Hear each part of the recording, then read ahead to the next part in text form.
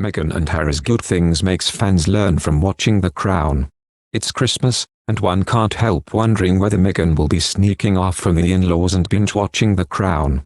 It wouldn't be the worst use of her time. After all, the series is jam-packed full of pointers for a young woman starting out in royal life. Meghan's decision to wear a beautiful sheer top in her engagement photos this week surprised some prudes.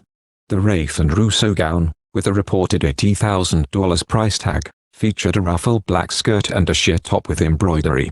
Had Meghan been paying attention to Season 2 of The Crown, she would have recalled a scene in which a photograph taken by Tony Armstrong-Jones, later her husband, Lord Snowdon, which appears to show Margaret naked from the chest up, displeased her sister, and worn something dowdier. "You need to be careful," the Queen tells her sister, who is still drunk at breakfast, "of what people might think." Meghan, refreshingly, seems to be cocking a very respectful snook at such fusty thinking. Meghan could have avoided all the fuss by wearing a garment made of the royal go-to textile, tweed. Good luck to her. Try as she might, Diana tried to liven up this most conservative material, and failed. The Queen appears to wear tweed everywhere to everything in The Crown. Racing, on her private BA transport plane, to lunch with her sister and even at breakfast. Tweed is the ultimate regal material because while it doesn't look flashy like Meghan's dress did, the fact that it is hand-produced by rugged Scottish crofters on remote islands on the fringes of the Arctic Sea telegraphs a secret message of wealth and exclusivity to others in the club. Tweed is built for wearing in driving Scottish rain, and this is the reason that the Queen is rarely pictured wearing anything but the sturdiest tweeds when she is on her holidays in Balmoral, where so many of the pivotal scenes of Season 2 are set. The Queen is rather fond of the driving Scottish rain. One of the things that annoyed her about Princess Diana was her insistence on claiming illness and staying in her room when it was lashing rain at Balmoral.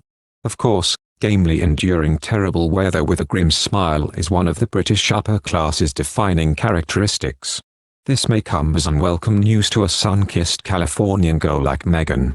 But living in Toronto while filming Suits should have given her plenty of practice when it comes to donning rubber boots and getting out there, rain or shine. In a much-admired scene in The Queen, Peter Morgan, the writer of both that movie and The Crown, created a famous scene in which Helen Mirren, in the titular role, stalking in Scotland, encounters a magnificent deer which she takes pity on and shoos away from their guns. The scene is reprised with a twist in Episode 5 of The Crown, in which the Queen retreats to Balmoral and undertakes a little light stalking to relieve the pressures or ruling. Off the Queen goes. It is drizzling and she is wearing tweed, by the way, and, accompanied by a faithful gilly who helps her draw a bead on a deer, shows her ruthless streak by pulling the trigger and blowing the unlucky cervid away. A thin smile of satisfaction then escapes her lips.